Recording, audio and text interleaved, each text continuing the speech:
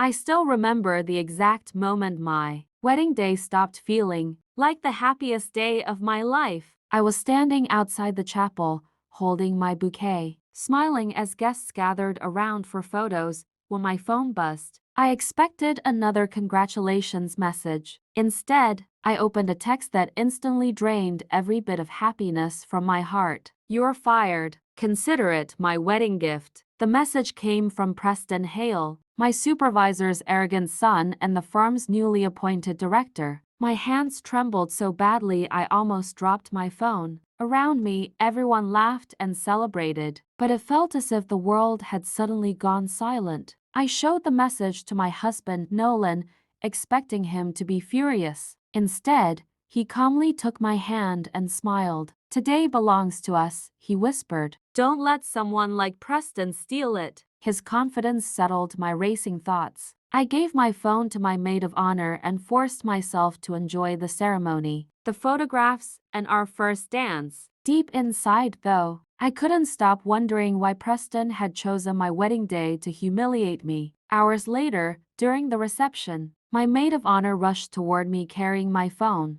"It's been ringing non-stop," she said. When I checked the screen, I froze. Over 100 missed calls. Most were from coworkers, but one name caught my attention immediately: Grant Hale, the founder of Crescent Architecture and Preston's father. A terrible feeling settled in my stomach. I stepped into a quiet room and listened to Grant's voicemail. His voice was filled with panic. "Emily, please call me immediately. Preston had no authority to fire you. We need your help." I listened to the remaining messages one after another. Every voicemail sounded more desperate than the last. Projects had stopped. Employees couldn't access the project management system. Clients were demanding answers.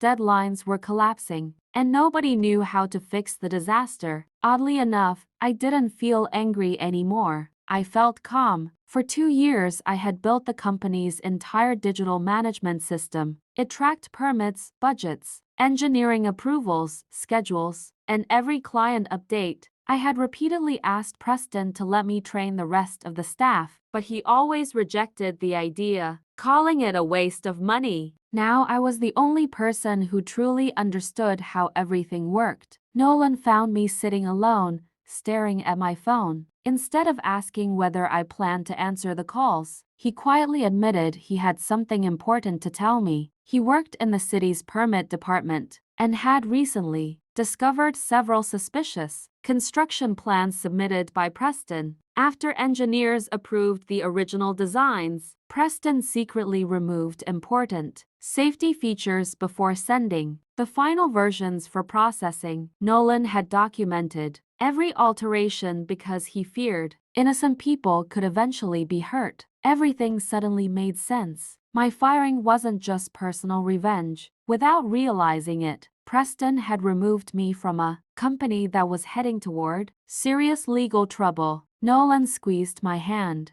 "They chose to lose you," he said. "Let them face the consequences." The next morning, we left for our honeymoon exactly as planned. Even while we were away, my phone never stopped ringing. Grant left voicemail after voicemail. First he offered to rehire me, then he doubled my salary. A day later he offered 3 times my pay. Finally, he even hinted at company ownership if I returned immediately and saved the business. I listened to every message without replying. For the first time in my career, I realized something important. Respect that appears only after disaster isn't respect at all. If Preston hadn't destroyed everything, nobody would have recognized my value. One evening, while watching the sunset with Nolan, he asked a simple question: "Why go back?" I looked at him, confused. "You built one of the most efficient project systems I've ever seen," he continued. "Why keep working for people who never appreciated it? Build your own company and help firms avoid these mistakes before they happen." The idea stayed with me for the rest of our trip. By the time we landed home,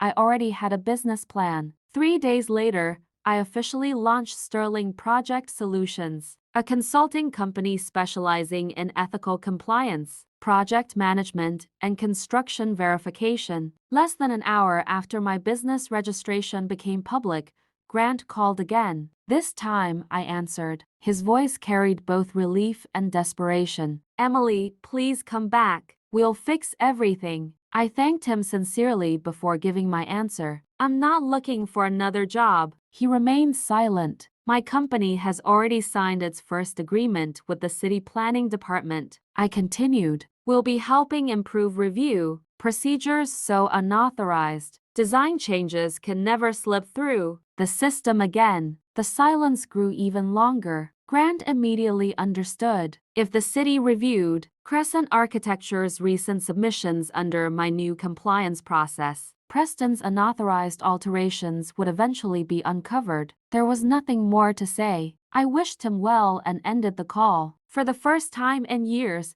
I felt completely free. On my wedding day, I believed I had lost the career I had worked so hard to build. Instead, Preston's cruel text message became the greatest gift he could have unknowingly given me. He thought he was ending my future. In reality, he had destroyed his own.